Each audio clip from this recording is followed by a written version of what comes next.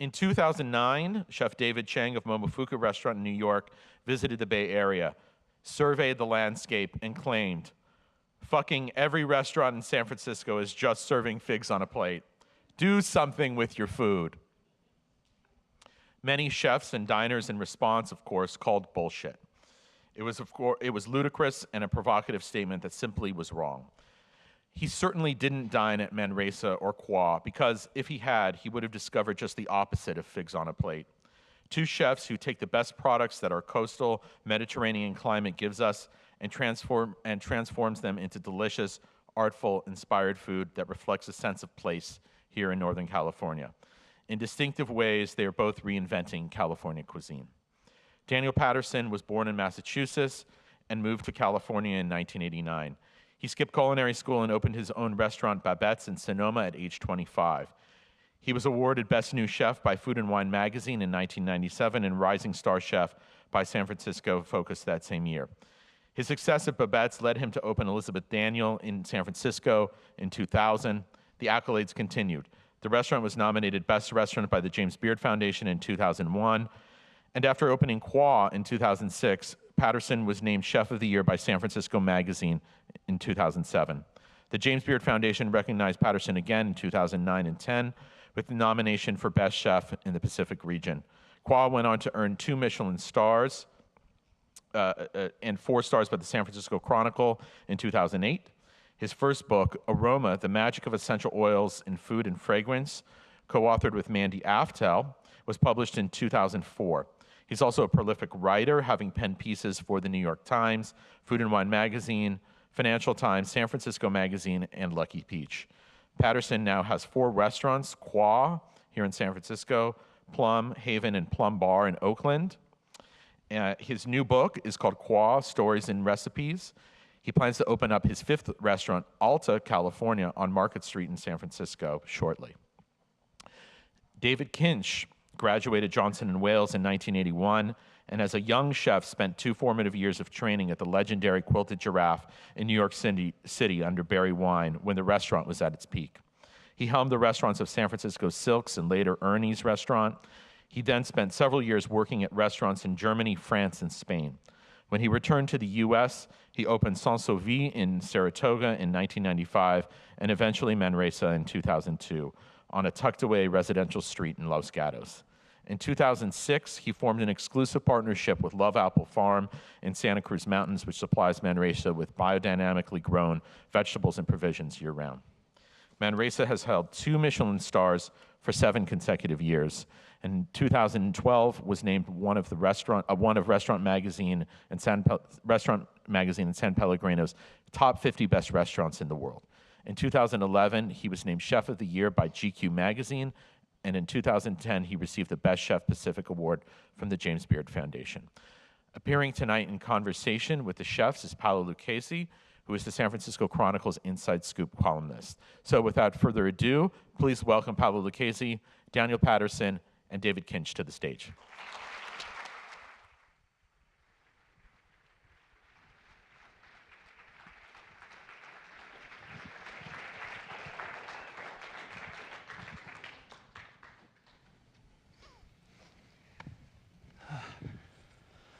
Hi. Thank you for coming. And thanks to the JCC. I think we were all very excited to be here. And thank you to Daniel and David for doing this. We were talking backstage. They're good friends. They're obviously very prominent. They've been here a long time. They both came to the city at the same year. But they've never done anything like this before. So it's kind of, I think we're all very excited. We're very appreciative.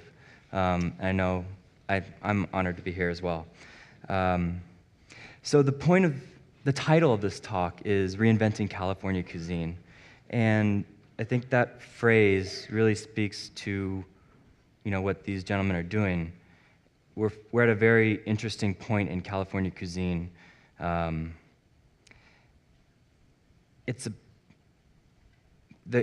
The influences of Qua and Manresa in particular are really, they're not only being felt on the local levels, but they're really making an impact nationally and globally. And, it's almost like a second resurgence of what was started in the last couple years, or in the last few decades. And suddenly, like, we're no longer second fiddle. Like, the world is looking here, I think it's fair to say, for inspiration, ideas. And I think there are obviously many chefs pushing that envelope, but I think it's fair to say David and Daniel here are two of the leaders. And it's been a direct influence with their restaurants and their cooking, and it's been a subsequent influence almost in the chefs that have worked for them and gone on to open their own restaurants. But it's also been an indirect influence, I think. When I wrote a story about their family tree, so to speak, of the chefs who have worked for them, and one of the chefs that I interviewed, he described it as, these guys didn't only make it okay to be creative and do new things with ingredients, as long as it tastes good, but they made it almost the expectation in the Bay Area. It's no longer, they've demanded more of themselves, and as a result, the Bay Area, diners, media, other chefs, we all demand more. And I think the effect is really cool and delicious. So on that note, when these two have come together, they haven't done an event like this, but Daniel did talk about David in his 8 years ago, 2006? 2005 essay in the New York Times, and I'm sure he's never had this brought up at a talk before. but I'm going to read it. It was basically, he kind of called into question what California cuisine was 8 years ago. And basically, I'll just read it. Just read the nice thing about David. That's what I'm going to do. This is an argument against the dogma of using those ingredients to create only comfortable home cooking with no particular point of view. We need more chefs like David Kinch of Manresa in Los Gatos, who uses local ingredients, precise techniques, and a generous helping of imagination to create a modern, innovative, and highly personal style of cooking. That was 8 years ago, and now we are here. And Daniel, let's start with you. How do you see, where are we right now in California cuisine, and why is this phenomenon happening, where when you open Qua, I'm not going to answer that question. So look, here's what I want to say. Like, Daniel? I agree. Whatever you're talking about in terms of this moment in time, Mm-hmm. I kind of want to go back and reverse engineer the question, because from my point of view, like, I haven't tried to reinvent anything except to make good food. And so what part of the process by which that's happened, maybe there's been a byproduct of a lot of things that have come out of it, and I would say a happy byproduct. But, every day when we go into the restaurant, and I have a great team at the restaurant, like really amazing cooks, very dedicated. We don't say, how do we reinvent cuisine? We say, what are we going to make today that's delicious? How are we going to cook food that people love? Where did we go wrong yesterday? How can we do better today? And so I think, in terms of like when we're having these big overarching conversations, I think it's really important to start from the kind of the thing that I think I feel and I think David feels, and I think that even though we have a lot of different ways of thinking about certain things, in our hearts, I think we feel exactly the same. The most important thing is starting with great ingredients and putting a lot of yourself into it. And so that when someone eats it, it's like amazing. And so that's where we start with. And then how we get there in the end, well, that's the cooking part. That's where you go in every day and you do it over and over until you get it right. Or you don't get it right and it goes in the garbage and you move on to something else. But that process over a period of years, I think is what is like really thrilling about cooking, is the actual cooking. How have you guys, do you have any thoughts on that? Well, overall, I tend to agree. I mean, it's not, you set out and you think, the concept of terroir and really great innovation, a really great awareness that's happening on gastronomy right now is that places other than France and Italy and perhaps Spain are celebrating regional differences and actually a sense of place, a sense of terroir.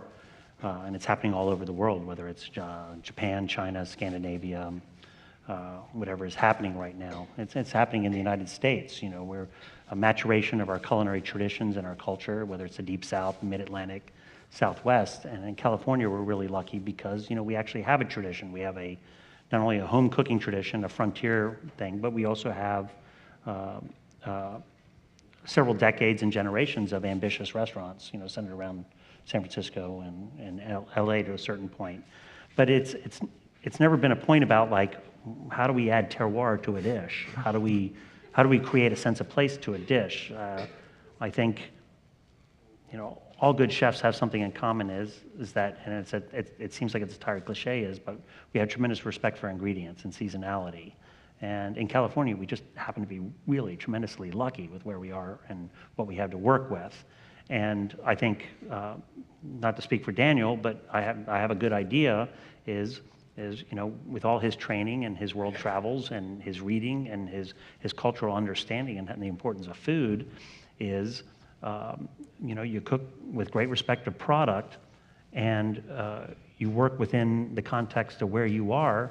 And the natural byproduct is you create food that is not only a reflection of who you are, but where you are. Yeah, I think that's a really important point. Like, talking about terroir, the traditional, like if you're using it in wine terms, traditionally it was really about this piece of dirt, but people have come to a more sophisticated understanding. It involves a group of people in a place, working within that place to make something that's distinctive and distinctively theirs. And I think cuisine traditionally is that, a group of people in a place. But the thing about San Francisco, Northern California, but San Francisco in particular, since that's where I'm cooking, it's very new. People have been living in California for 6,000 years. It's only really been California for 150 years, and then it's changed so much in that time. And so when I go to the farmer's market, when I look at what we have available to work with, people bring their seeds in from China, from Italy, from France, from South America. We have ingredients from cultures from all over the world. And we have people who live here who came from all over the world. So this idea of like cultural authenticity, well, I think what's authentic and what's definitely a lot of my cooking is a lot of different cultures together. And then that kind of leads to talking to the farmers, talking to different people I know. Well, how do you use this? Like when you were growing up, what did you make? And that kind of understanding, because food is about people. Food is about how we connect to each other, to the world around us.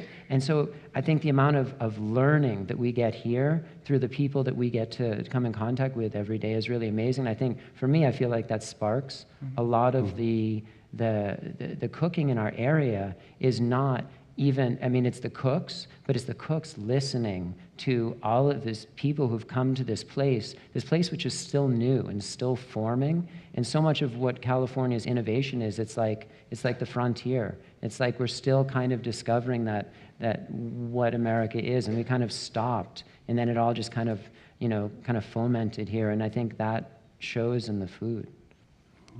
I agree. I think young, it's fomenting, but I also feel it's kind of the golden age right now. We are entering a period where the eyes of the world are really focused on what's going on in California right now, not only in terms of the restaurant business, but gastronomy, food production, food values, that sort of thing.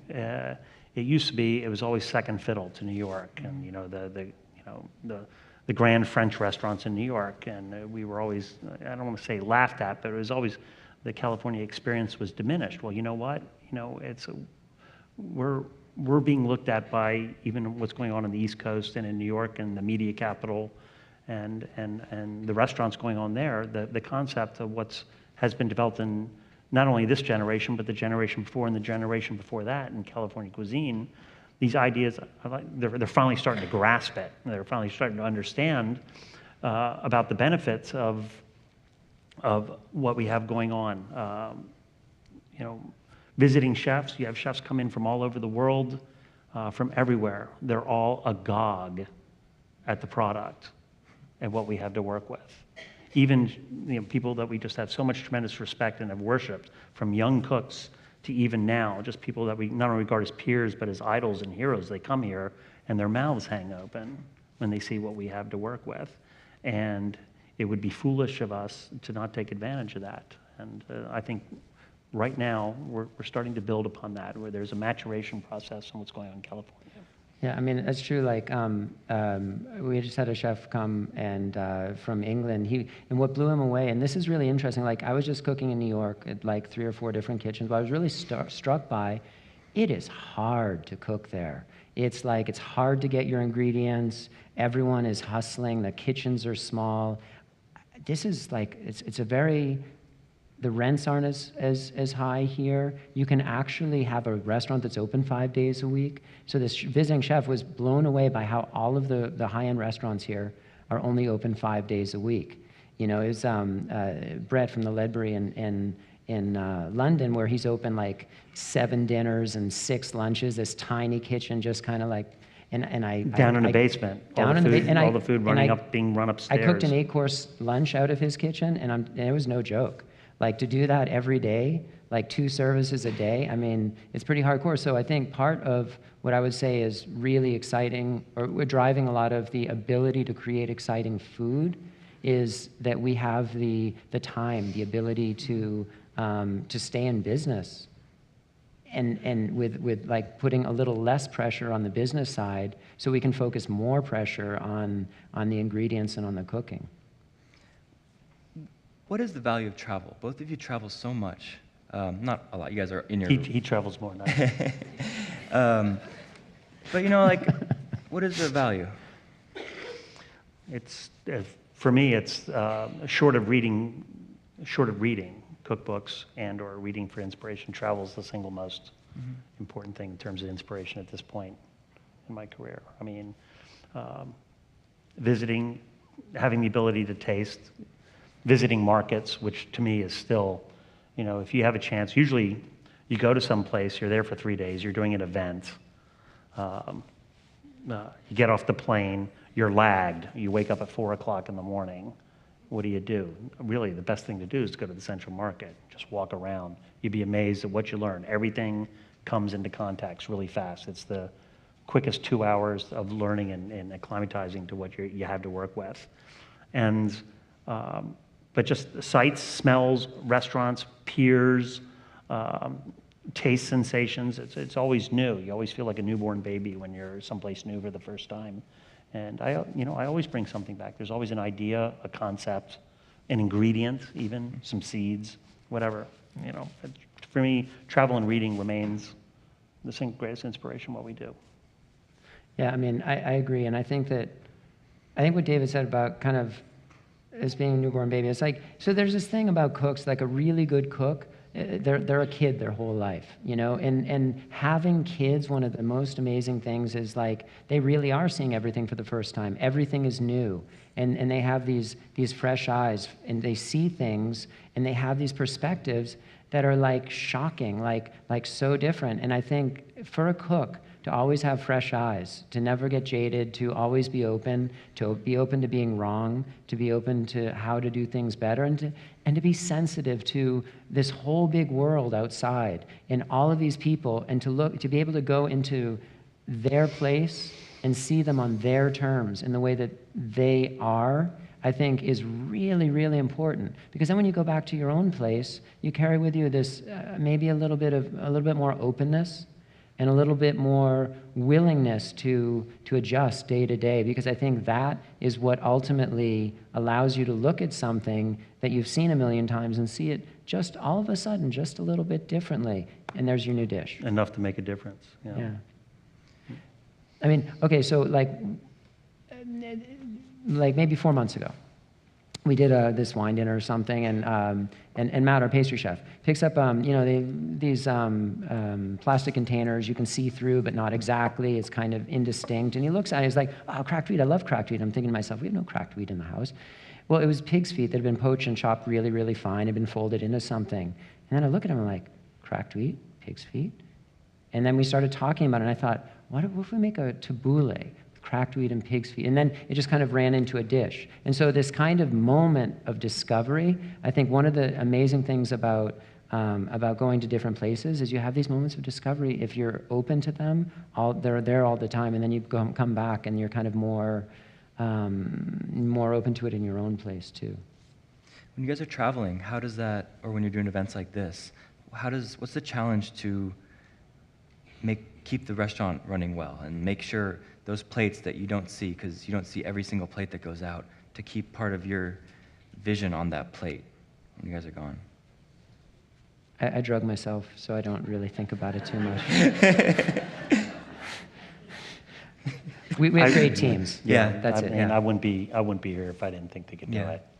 I wouldn't have done it. Yeah. I mean, Paul Bocuse was asked many, many years ago, who cooks when you're not at your restaurant? And his answer was, the same people who cook when I'm at my restaurant. Yeah, and let's just dismiss this right now. This idea that a chef is going to cook every dish in the kitchen. I can cook every dish in the kitchen. Half the time now, I'll be like, where did the cheesecloth go? And so when there's a new dish, I cook it through. I'm there every service. I'm tasting everything. But the fact is, I have a chef de cuisine who runs the kitchen better than I could. He's more even-tempered. I mean, well, okay, anyone is going to be more even-tempered than I am.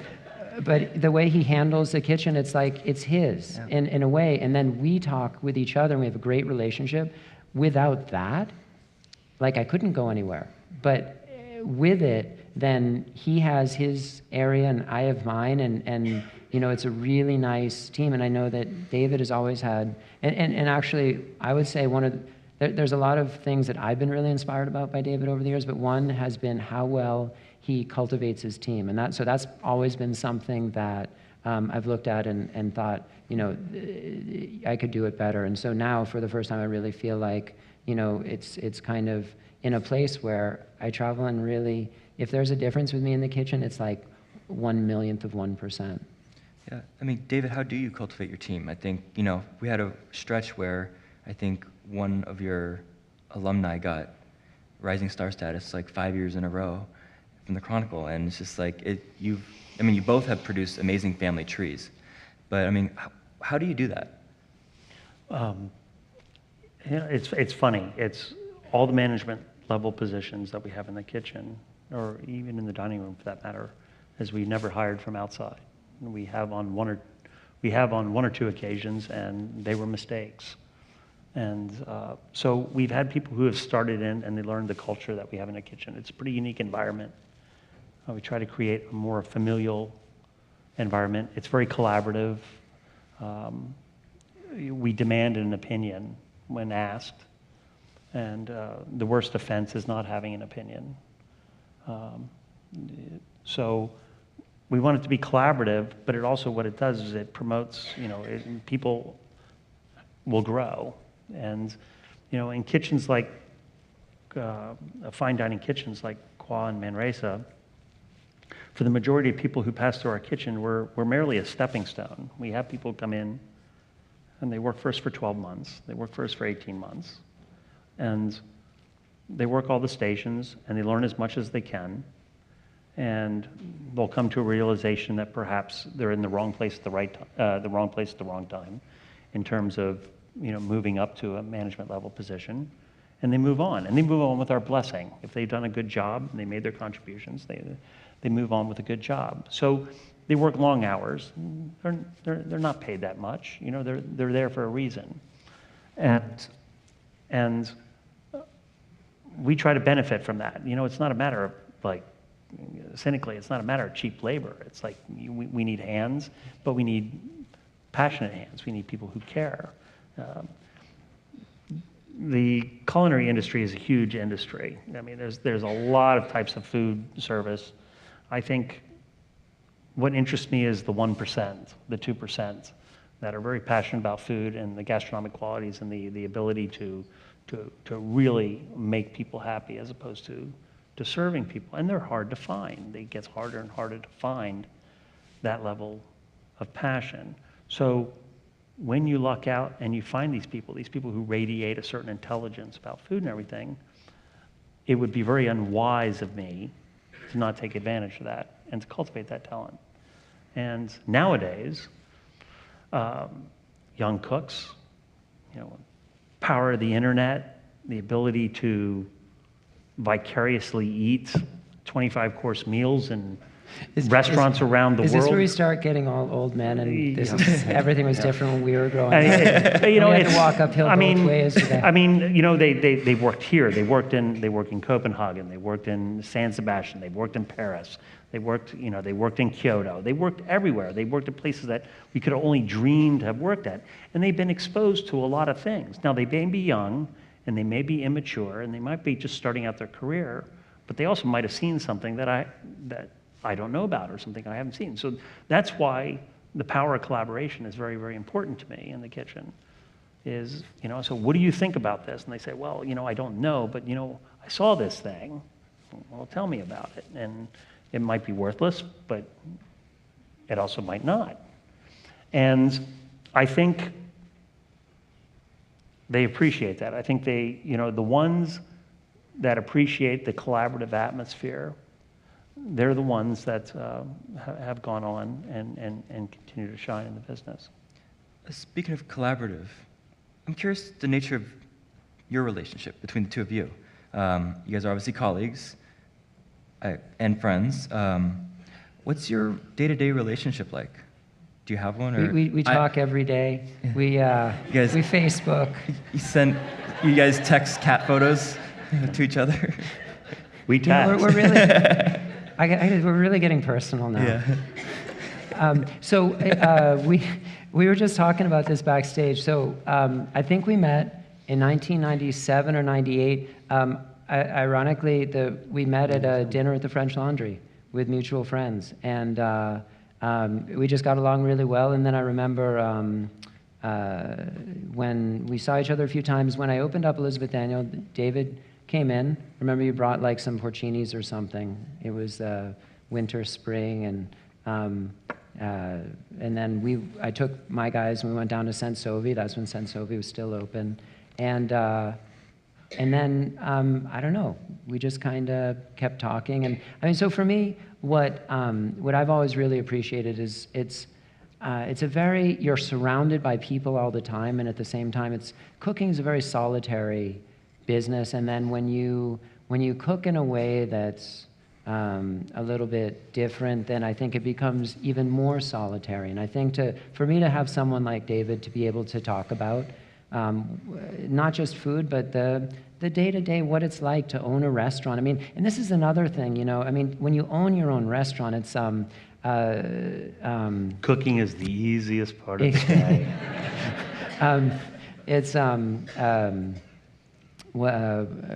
Ginger Rogers said about Fred Astaire, I did everything that he did except backwards in high heels.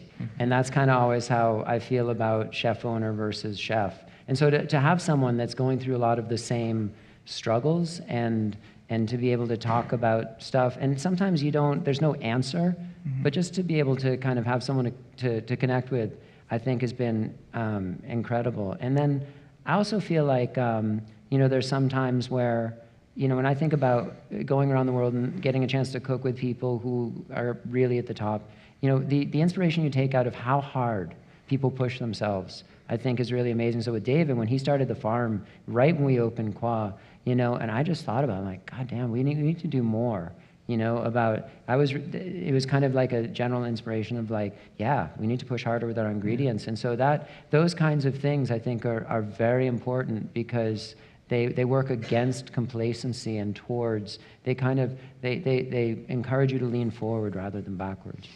I think there was a lot of bonding too. I think, again, not to speak for Daniel, but both our respective restaurants went through periods where the livelihood of the restaurant was in doubt, where, you know, we really struggled. I know Manresa, you know, our timing was just perfect in 2001, 2002, and it was a struggle to keep the doors open, and it was you know, it was a lot of faith in a lot of people and not giving up. And I think you know, fine dining, when you're trying to operate in an uncompromising situation, you know, the easy thing to do is to give in. And I think a lot of Daniel's and I's talks and bonding was on relaying these mutual experiences in our growth. We've spoken a lot of personal cuisine, you guys know each other so well. David, when you look at Kwa, when you look at the plates that come out of Kwa, when you look at the book, what do you see? Like, how do you see Daniel come across?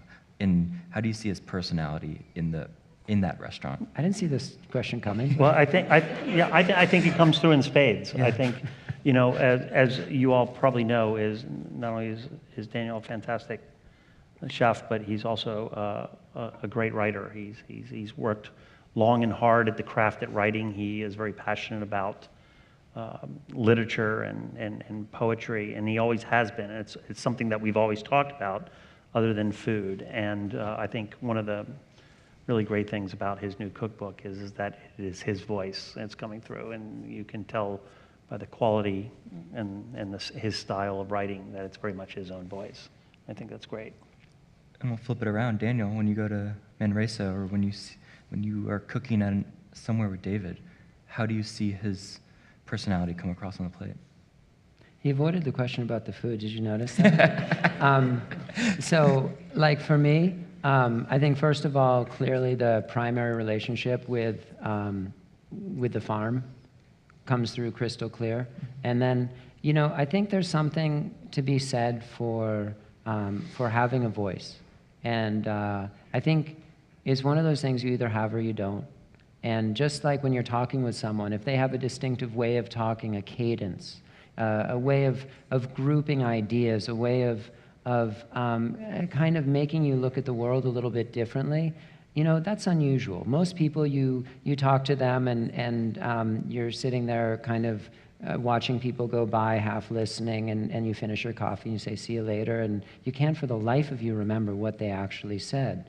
And I think David's one of those rare people that actually have something to say, and they say it in a way that whatever he's cooking, it kind of comes through. And so I think sometimes trying to transform nonverbal language, and cooking is nonverbal language, into words, it becomes a little bit of a challenge. So to say, what is it that makes his food his own? It's his voice. And so when I think his primary relationship with his ingredients is always there. But then how it's expressed, I think, is pretty consistent. And if I was to break it down, like I know like how he's going to use certain seasoning in certain way. I know where he's going to make a broth or something else. And it's like I know the touches because I know his style. And I think that's something that maybe cooks know it more than other people because we study it, and also it's a language we understand better. It's funny, like a lot of people talk about this whole inspiration and copying and all of this kind of stuff. But, I was thinking like one of the things that we do have in common is we both know a lot about jazz. And you think about like jazz players, traditionally, they'll like quote each other. They know each other's voices. And so there's like, I was thinking the other day about this early, maybe the first Branford Marsalis record, I think is Royal Garden Blues. And in one point in the first song, he quotes Giant Steps, just like this little fragment of a phrase, but it's kind of great, So it's like you'd be playing and someone comes and sits down to listen to you, and maybe you slip in something just to say hi. And I think in the same way with cooks, we all know how each other cooks, and that I think is like, it's like knowing their personality. And so that's like the best thing I can say is like his food is very much him, and it's like the deliciousness it goes without saying, but there's something a little bit more special on top of it. Wow, that's good. That's a good answer. You're not going to make me repeat that, are you? Because I don't think I could. No, thank you. So neither of you guys have both been in this business for quite some time. Why write cookbooks We're now? old. Is this the part where we talk about it? But why write cookbooks now? Why write signature cookbooks? I know you've written something. Well, because David was writing one. Yeah. What was your reaction when you found out? What was your reaction when you found out the other person was writing one at the same exact time? We were on David's boat, and I was going to push him over. It didn't surprise me. It didn't surprise me that it happened that way. Not at all. Why? It was surprising, but it didn't surprise me. It didn't surprise me that they were being released like 10 days apart. Yeah. It was amazing. It was something like this. This is hilarious. Just hilarious. Mine was first. So yeah, and it is funny how things happen, and kind of going back to the terroir and how we kind of came to our ideas a little bit different. I mean, for me, so it was a way when I hadn't had a great success connecting with people. It was this idea of really focusing on a very strict kind of limitation about the ingredients I use. Wasn't so much, and focusing on like starting to use things like wheatgrass and sprouts and kind of looking at more traditional ways that Californians, it was really, I think, well, what am I going to do that's going to help me move towards people in the place where I am, because I really want them to come to my restaurant because I don't want to go out of business. You know, and so that was kind of how I came to it, more from, you know, one way. And then David is in the middle of this incredibly beautiful place. And so I think the way he came to it was through the farm and through, you know, through other ways. And so I think in the book is the same thing. I think we each came to the same place from kind of a different approach. But you know, I just had to pull the trigger once he, you know, I was going to do it the next year, but then I figured I'd just be behind. Yeah, I had always wanted to do a book, but it just didn't, you know, I've always had a great intuition about specific moves, about whether it's, you know, a renovation or an improvement or a major expenditure, or a hire, a key hire. And, you know, you just have to have a gut feeling. And, you know, it's been pretty true for much of my life, you know, specific actions. And I always wanted to do a book. I always felt that a chef had to do a book. And, you know, the few times that I attempted to do it, it just never felt right. And this time it came together. I had the support of great people. I had, you know, my publisher, who I'd known for years, socially, you know, he always diplomatically let me know that I wasn't quite ready.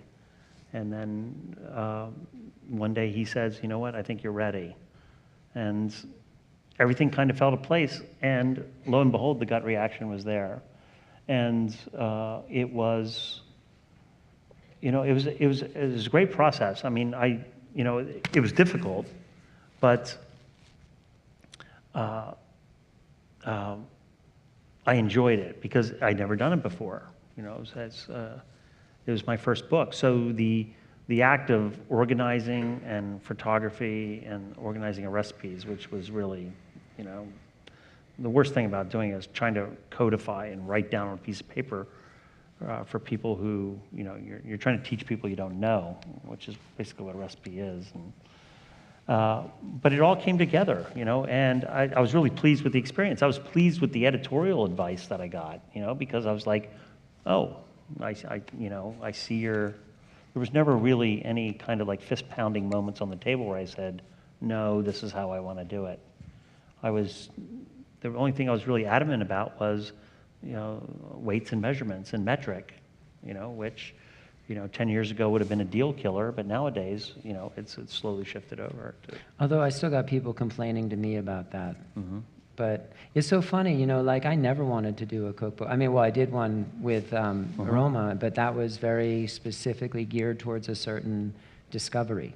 But I never, like, so in 2009 was the first time I talked to the person, the head of FIDA, and she said, well, we had met, and she said, let's do a book together. I said, hell no.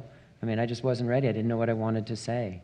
And it took years to kind of figure out a way of expressing that seemed like engaging. And she said, finally, look, I want you to do a book that hasn't been done before. And that was really like where I said, okay, well, what if I do this?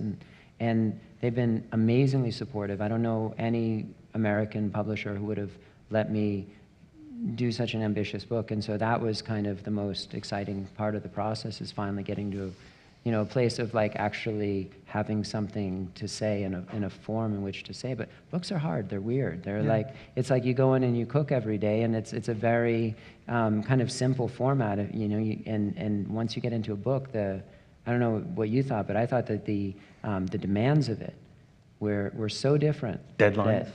Well, yes, the deadlines. But, you know, as a cook, you always have deadlines. But it's like, I want that in the past in 2 minutes. Mm-hmm. And you know, it's very like minute by minute, but the deadlines are a little bit different. I want 15,000 words in 3 weeks. And then you wait until 2.5 weeks and you realize that you've got 400 words. Yeah. I think both books aren't just a collection of recipes either. I think they Yeah. tell us the respective stories Absolutely. through the narrative, the photographs, and of course the recipes. Yeah. Which, you have to build, you have to be around a bit Mm-hmm. to have that happen. I mean, you have to have an interesting story to tell, to be able to get a publisher to write about it.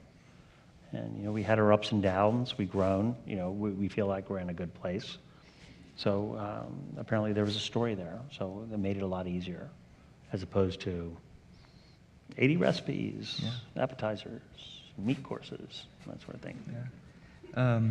Well, I have one more question before we open up to the audience, but for questions. But I'd like to kind of speak about. I mean, we were talking a little about this backstage as well, but we're in this interesting moment in Bay Area, restaurants, cuisine. I mean, what is, I don't know, advice is the right word, but what needs to happen to continue moving forward?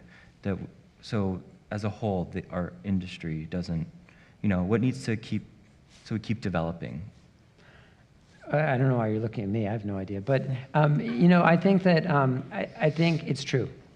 I've been here since 1989. This is the single most exciting time I've ever seen in terms of how much quality there is across a wide range of price points. I mean, we opened in 2006. We were the only, there was no tasting menu only restaurants, doing what we were doing. And so if you think about it then, we had 30 seats, so there was 30 people a night available of supply. Well, now there's maybe 300. Yeah. So it's the demand and the supply and the demand have grown tremendously on the top end, and then at the same time, in the middle, the diversity, the quality of the food that you can have in the mid-range across different kinds of cultural expressions, some that are very personal, some that are, whether it's going towards Italian or French or, in other cultural directions. So it's pretty amazing. But I think at the end of the day, the biggest challenge, and this is within San Francisco, is not enough cooks. Not enough. I think people are jumping up too fast. And cooking is one of those things. It's like laying tile or any kind of craft, It's like woodworking. It's like you just need a certain amount of years to get things in your hands to really understand. And one of the things I'm really proud of the people that have come out of my kitchen is that they really know how to cook. And they respect ingredients, they respect the process. They make delicious food, but very fundamentally sound food. And that's something we really focus on.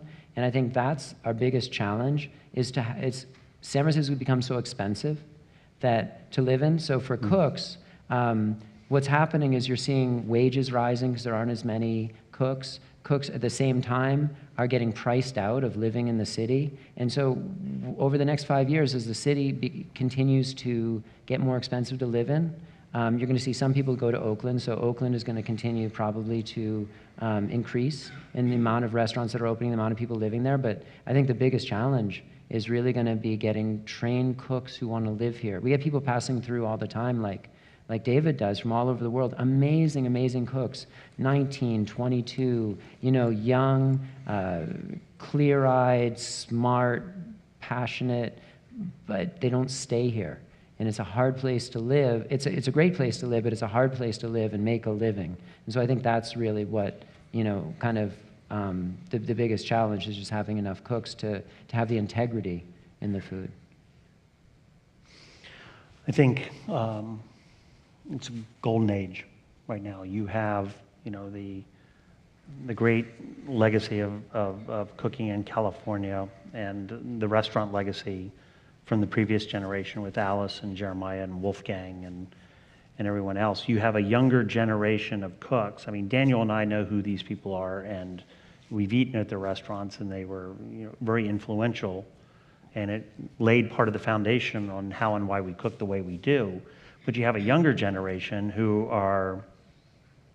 they don't see that. They're under 30. They don't realize the heyday of a particular type of cuisine or exactly what was going on, and they're free to think. and move on and be the next generation of what's going on. And it's fabulous. It's really amazing. And that's why we have this golden age going on. My fear is that we blow it, is that we drop the ball. And there's a lot of ways of doing this. It's becoming smug. It's becoming self-serving.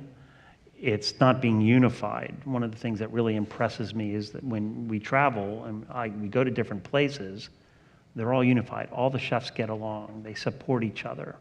You know, that's like when one restaurant, it's a great example of a rising tide raises all the boats, and they support the other restaurants and their regions.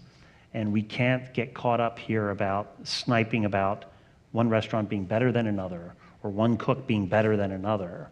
You know, we're all in this together in the Bay Area, and you know, let's face it, you know, it's tourism and the restaurant business is a huge part of the economy of what happens in the Bay Area. And I fear that we're going to drop the ball. We need to come together, stick together, promote the area, have more and more people come here.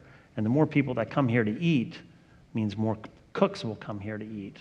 The other thing is I think us as an industry as a whole, not only just the Bay Area, but everywhere, is that we need to, and something that Thomas talked about, we were up there, is taking back our industry from people who can't control us. They shouldn't control us. The media, the food media, is at a point now where they have a stranglehold on a lot of the industry, on chefs, you know, with awards and magazine articles and newspapers and the Food Network and the Cooking Channel and all this stuff. You know, this is all bullshit. It really is. They made it into a glamorous profession. It's not a glamorous profession. It is a craft. We work really hard to perfect certain skills, and then we move on. And the industry has taken this from us by making it a glamorous profession. And it changes the perceptions of young people entering the industry, and we need to take it back. We need to be able to define what we are and not allow the food media to define what we are. And I don't, you know, except for the Chronicle. Of course. Yeah. Okay, you agree with that? Yeah, I mean, and this is, if you were going to pick one of the top 3 subjects that we talked about for the last 15 years, it's been that. And I think respect for tradition and respect for other people, and then a sense of humility about what we do, and a sense of generosity. I mean, you know, it's a sense of like genuine caring about the people that you're cooking for and the people you're cooking with. I mean, as long as we do that, everything's going to be great, you know? And I think that I agree 100% with what you said. I mean, it's the danger in this heavily Instagrammed and interneted era. But at the end of the day, cooking really hasn't changed much in the last 100 years. We basically do the same thing that what they did 100 years ago. We don't have a coal oven, but we still own a knife, and we still deal with the same kinds of products, and our day looks pretty much the same. And I'm sorry to say the hours haven't changed very much either. So, you know, I think as long as people can kind of understand that we're just one speck on a continuum, then I think we'll be fine. Yeah, it's I don't mean to drag on, but it's like... But we could spend another hour on this if you want. This is the mother lode right here. Being mindful of who came before us. You know, it's like the people who cooked before us, who kind of paved the way. There's a lot of, of course, you know, the famous high-profile people, but there's a lot. Joyce Goldstein's new book is amazing in terms of laying out. You know, it is like I'm just finishing it up now, and it's a slow every page, and it just kind of lays out, and it should be required reading for all young cooks, because it talks about, you know, food reflects us and our culture and how we are and who we are and where we are, and if you're going to be a good cook, you got to know what happened before. You got to be respectful and mindful. That doesn't mean you have to cook exactly like it. You can build on it. You can do many things, but you have to be mindful on it, and then hopefully the younger cooks that are coming in after us, you know, they're going to be better cooks and they're going to have better restaurants, We're passing on the legacy. It's not all about, we're part of this chain, and we have to be mindful of that, and we have to play our part. There could be bad boys, and there could be people who think outside the box, but ultimately, we're all a part of this chain about how things go. Bad boy chefs, that's not a new concept. It's about 200 years old. And before I totally let this go, like, I think that out of everything that David said, I think the most important thing is community.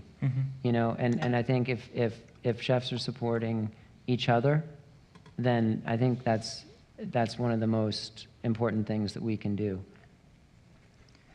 I think that's a good note to open up for audience questions.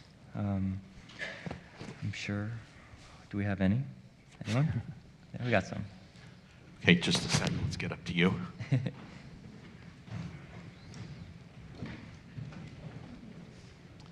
Okay, the first question's up on the left. Thank you. Hi. Unfortunately, I haven't had the experience of eating at either Koi or Manresa, although I am motivated, certainly after this evening. If I were to dine at, let's say, Koi tonight and Manresa tomorrow, what would you order for me? What would you suggest that I should order? I'd love to, and why? And don't forget the dessert. No, I think that's yours. We have, at the restaurant, we have 2 menus. They're of different sizes and different price points. They change on a daily basis. And the menus tend to be very fruit and vegetable-centric. It tends to be seafood and fish heavy also, with 1 or 2 meat courses. Desserts, the menu changes quite a bit. I have a couple of dishes that the names are always on the menu and it's always the same, but even these dishes change quite a bit also. So the restaurants, even though we have a repertoire of a fair amount of dishes that leave a variety of that leave the kitchen on any given night, I think if you ate 2 weeks after eating there another time, it would be different. And we like to think that it reflects seasonality and availability of product. But it tends to be light. I find myself cooking with a lot less fat than I did 5 years ago. Just light, hopefully elegant. I want people to be, even after we talk about it a little bit in the book, the menu that's 6 courses and there's another menu of 14 courses. One's not bigger than the other. They're each 25 bites of food over 2.5, 3 hours. So what the difference is, a diversity of flavors and textures and experience, hopefully. So, our goal is to have people to be satisfied and sated, but not stuffed. You'll be able to eat breakfast the next day, hopefully. Why have you guys chosen tasting menu formats over a la carte? Like, talk about the benefits, or... Someone asked me that. Actually, I get asked this one time per on-stage interview, so I guess this is it. Hey. But it's usually actually phrased in a different way, more like they start out by saying how much they hate tasting menus, and they just feel like really like they've been put in prison basically, and left to just stranded there. And what I say is like, well, there's short stories and there's novels. And if you have a really good short story, why would you need a novel? Well, different forms, you're able to express different things. And I think that what you're able to express over a series of smaller dishes is dramatically different. I would say more complex and more nuanced than you can express in 1 or 2 plates of food. And so if your experience is really about just having enough calories to get to your next meal, then it's not a good choice. But I think it's a form that lends itself to discovery, to new ideas, and I think that's why tasting menus tend to be, or at their best, a little bit more creative, because the whole reason that they're there is to really explore the relationship between a cook, the place they live, and their imagination. Next question? Next question up here on your guys' right. Thanks. This question is for Chef Kinch. Could you talk a little bit about the Manresa Bread Project? I just kind of see glimpses of it on Twitter, and it seems exciting. And for Chef Patterson, just give us a preview of Alta, which sounds very exciting too. Thanks. Okay. Over the past 2 years, we started getting really fascinated about expanding our bread program, not only in the quality of the bread, but also in diversifying the offerings at the restaurant. And I've been very fortunate to have someone who's really believed in the project. A baker at the restaurant came in and kind of grabbed the bull by the horn, so to speak. And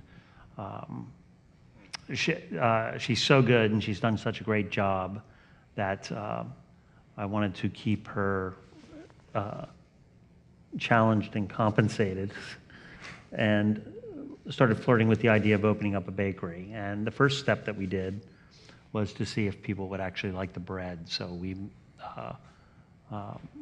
a retail sense. So we started baking breads in the restaurant 24 hours a day on Fridays and Saturday nights with a crew, with our limited space at the restaurant, and we've rented a booth at the Campbell Farmers Market on Sunday mornings at 9 o'clock, and we bake about 700 loaves of bread, about 8 different kinds of bread, and we sell them out in about 2 hours. We have a line snaking out. So it's turned out to be an incredible success, to the point where we are trying to take it to the next logical step in opening a bakery that's going to offer both retail and wholesale product. And that's all that I can tell you right now.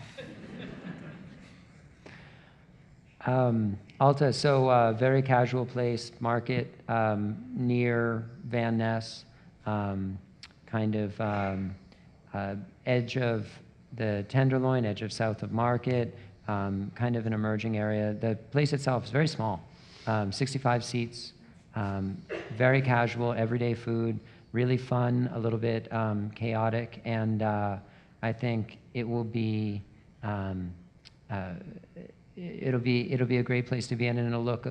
I think the design is going to be great and a little bit different, but the food is going to be food, cocktails, wine, everything very much geared towards kind of an experience you can have a couple times a week. Okay, the next question up on the left. Hi, I have a couple of questions. What is your favorite ingredient that you guys are cooking with now, and your favorite course associated with that? And also, what is your maybe least favorite ingredient or not favorite fad that's going on? I'm just curious. So I told someone on the staff, I'm like, hey, on your way in, can you pick up an aquarium pump for me? And they said, why, are you going to make bubbles? I said, no, I need to aerate our vinegar a little bit more. That's funny. I thought that was funny. I'm sorry, inside joke. Vinegar, like that, we're making ourselves very excited about that. I like my favorite ingredient is abalone. I like abalone a lot because I think it's an iconic, almost mythological ingredient that symbolizes the California coast, really. And it's a constant challenge. It's not a beginning cooking product. It's certainly intermediate or an expert cooking.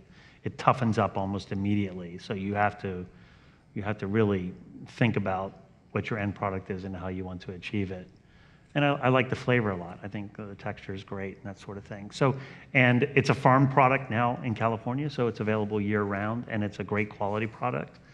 So I like using that, but it's hard to say a particular favorite product.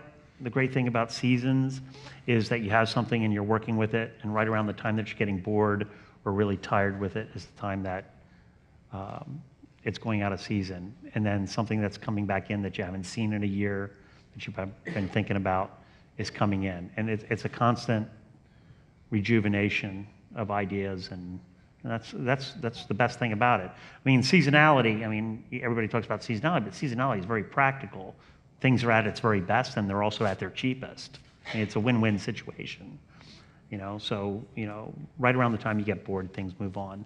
In terms of ingredients I don't like, I don't have any of those on my menu. Anything I don't like, we don't serve. I mean, part of cooking personal food is, I mean, it sounds silly or stupid, but, we cook things at the restaurant that we like to cook and we like to eat, and we don't put anything on the menu we don't like to eat or don't like to cook. It's a big part of making it personal. The next question up here on your guys' right. Chef Kinch, in the first few pages of your book, you mentioned that before Love Apple Farms that you were shopping at the same markets as all the chefs around you, and it was how are you supposed to make yourself distinctive? Which leads me to my question, with all this talk of ingredients and terroir and the golden age of Northern California cuisine, does the hyper access to global ingredients make it more difficult to accentuate this local cuisine and create a voice for California, or does it make it easier because you're able to sort of show people that this is what the rest of the world tastes like and this is what we are? I agree with your second half of your statement. I mean, Love Apple's, the relationship with Love Apple is, it's not dogmatic.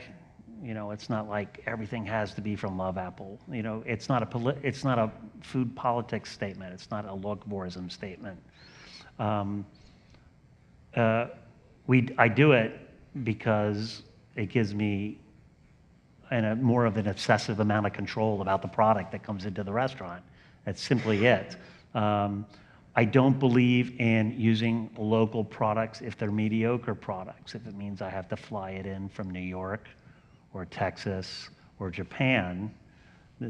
What I'm going to do at Man Race is to get the best possible product. Now, do I prefer for it to be local? Yes. But there's certain things that if I have a hankering to use or something like that, it drives me nuts to see locavore products that are mediocre when they can do better. And the flip side to this is that we're still buying from artisans. They just don't happen to be in our backyard. So we're still supporting people who have a real great passion for growing quality ingredients. And I don't have any problems working with that. If I understand your question correctly, having a bigger palette because of the ability to source things globally, is that what you were talking about? I think it's more that, you can essentially nowadays, anywhere you're on the planet, in a sophisticated enough society, you can make anything. I feel like we have access to curries and things like that, and people, Italian food and French food and Spanish food, it's so distinctive, everyone sort of knows what it is right off the bat. But Northern California cuisine, I think, is a little bit more blurred, but you gentlemen are now helping to create something for us that might be seen globally as very distinctive. And so I was just curious if, because of all the spices and seeds and everything you have access to, if it is more difficult to create that, or if it actually makes it easier. No, I don't think, it's never on my mind to think about how it fits in with like California cuisine. We just kind of do what we do. It helps to be a melting pot. It's like, take France for an instance. The greatest thing about French food is the tradition and the regionality of it. And the worst thing about French cuisine is the tradition and the regionality of it, because they can't think outside. They're rutted. There's not a seamless nature, and that's one of the things that's really amazing about the states as a whole, but California in particular. Being a frontier state and being wide open the way ours is, like, we can do whatever we want. And it's California cuisine. It can be California cuisine. And I'm not talking about fusion. I'm not talking about this early mid-'80s fusion type thing. It's like the ability to use products with all the diverse cultures that we have in California, not only Northern and Central California, but Southern California too. In the Central Valley, there's been a lot of stuff going on for a long time, and it's a real joy to discover it and to use it. And we're not limited. We're not like, this is how you make a bechamel sauce, and if you don't make it this way, you're wrong. You know, we're allowed to do whatever we want. That's a blessing.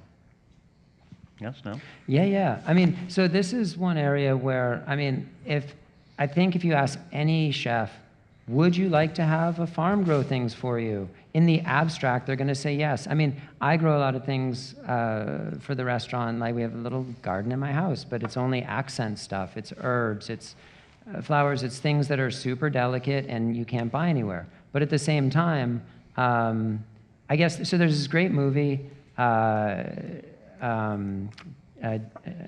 The Five Obstructions.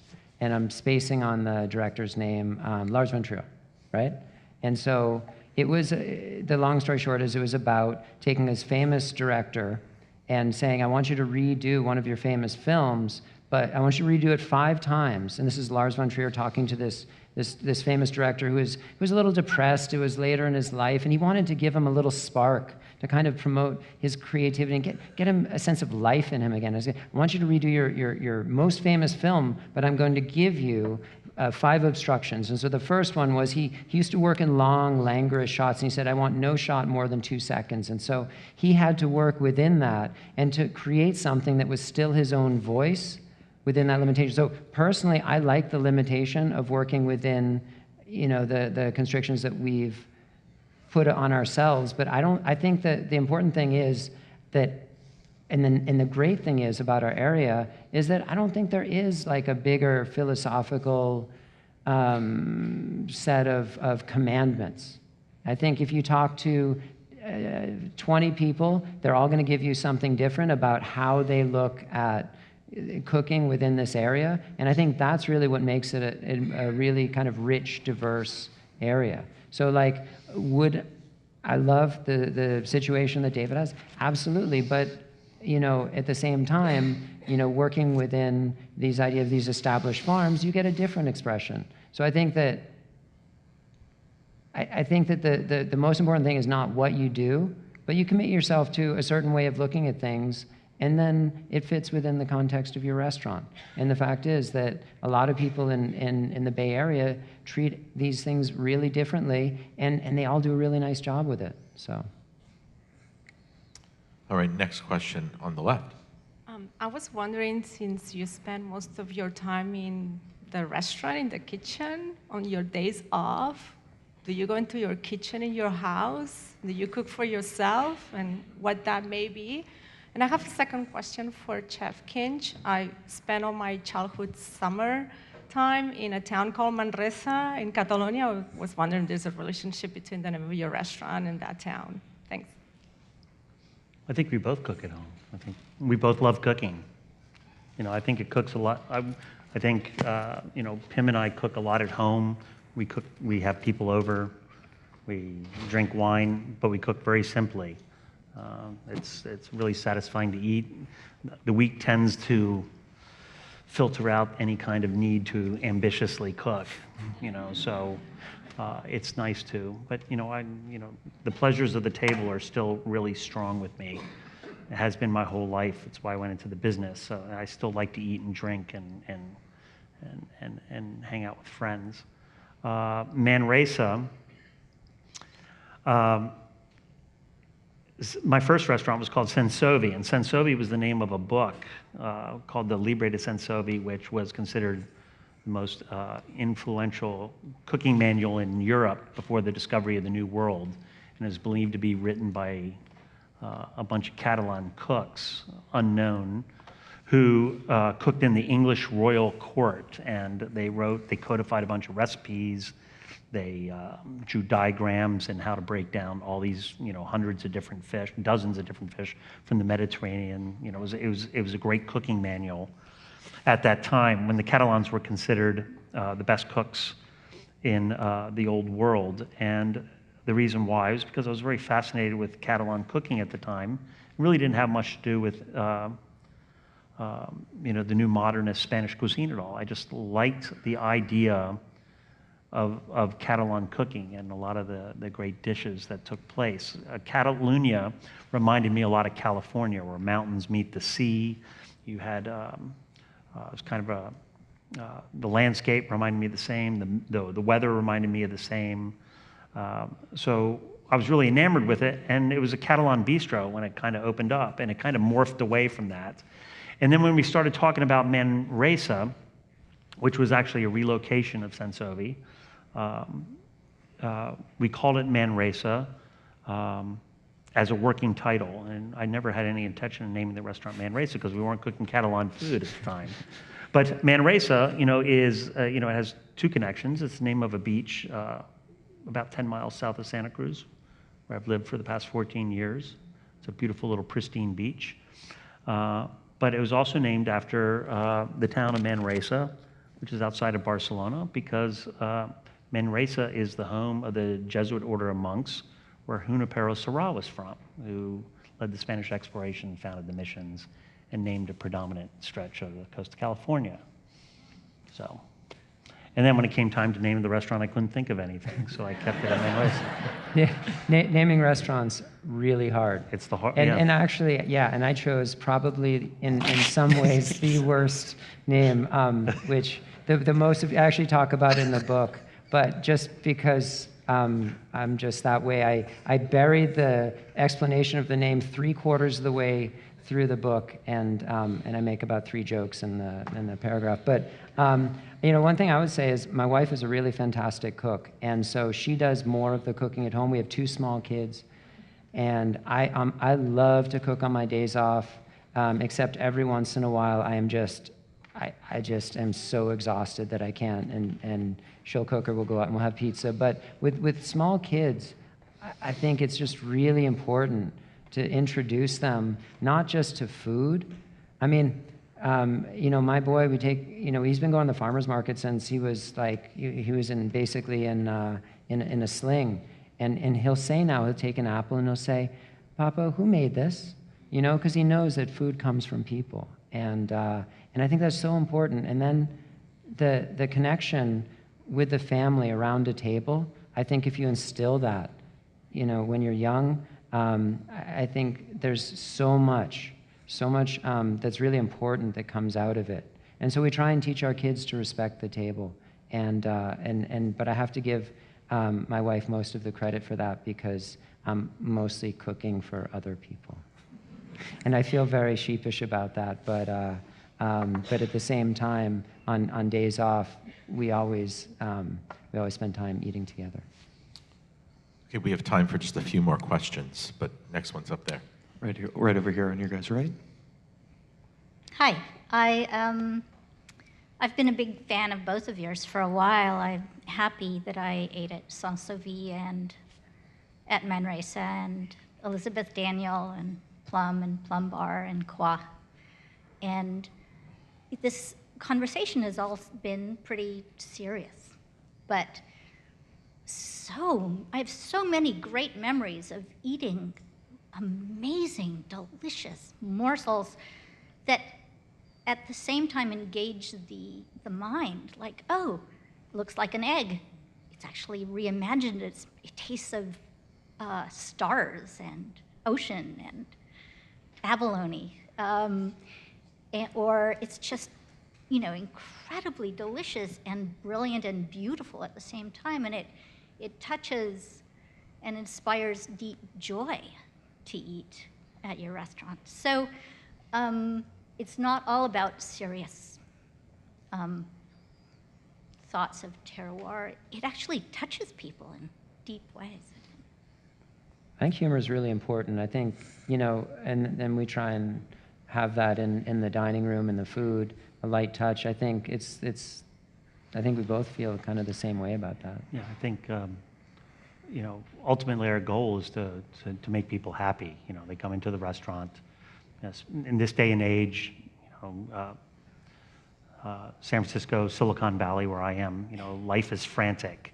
And I like to, we talked a lot about the restaurant being an oasis for 2.5 hours. People pay a lot of money to come to the restaurant for 2.5 hours. We want them to escape the frantic nature of their lives and the busyness. And our first goal is to make it a very pleasing and pleasurable and hedonistic experience and delicious. Everything, service, ambiance, food, everything come together. And but also to challenge ourselves. In the kitchen, we want to be challenged. We want to be thought-provoking, but our big battle is to find the balance between challenging ourselves and challenging the diners, because we want people to come in and, okay, they're challenged, but are they going to come back? And ultimately, it's a business. It's a business. I have to have a responsible business model for the people who, believed in me and invested in the restaurants. So we want to be on the cutting edge. We want to try to lead. We want to challenge ourselves, but we want people happy, and we want them to come back and do it again. And so it has to be fun. It can't be serious. It's nice to be fun and delicious, but also a little bit thought-provoking at the same time, and makes people want to come back, make the investment to come back. You both accomplished all of that. Yes.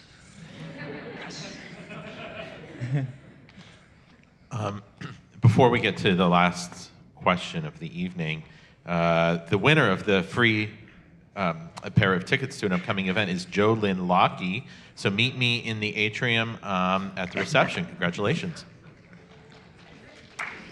Okay, last question tonight. Hi, chefs. My question is 2 parts. I'd like to know what the process was behind coming up with the book covers, and have you guys been bitten by the book bug? Are you going to make more, or do you think this is it?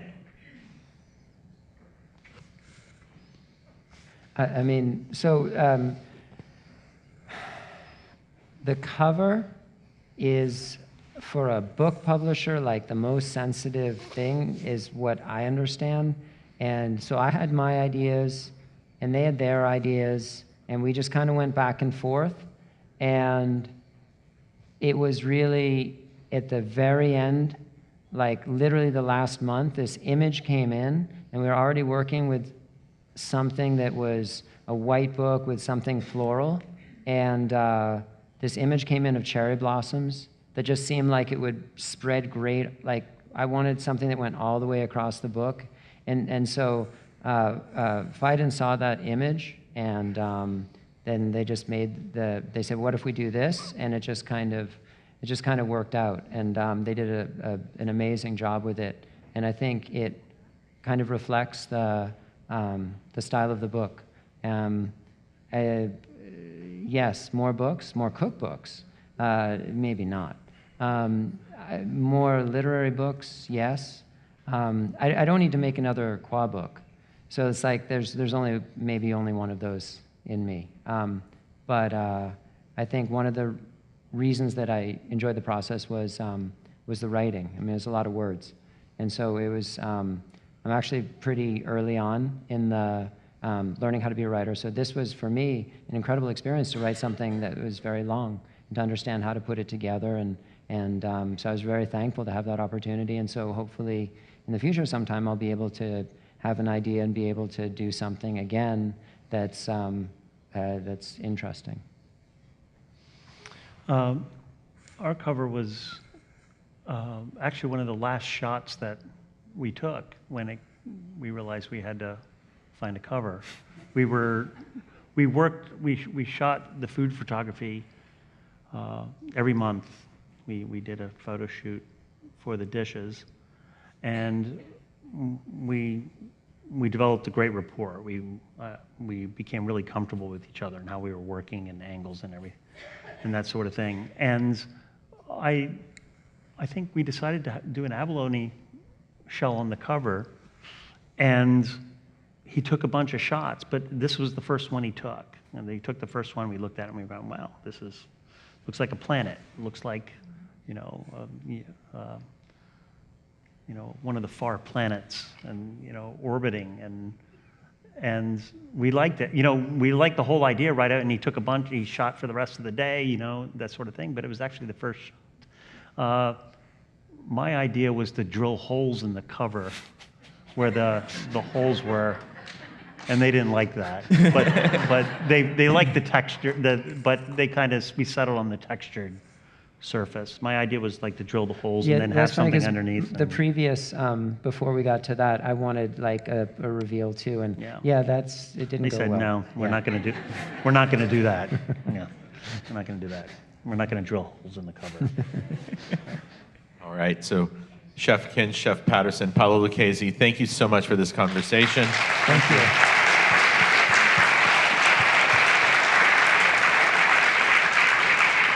And thank you, audience. We'll see you at the reception and book signing in the atrium. Thanks for coming.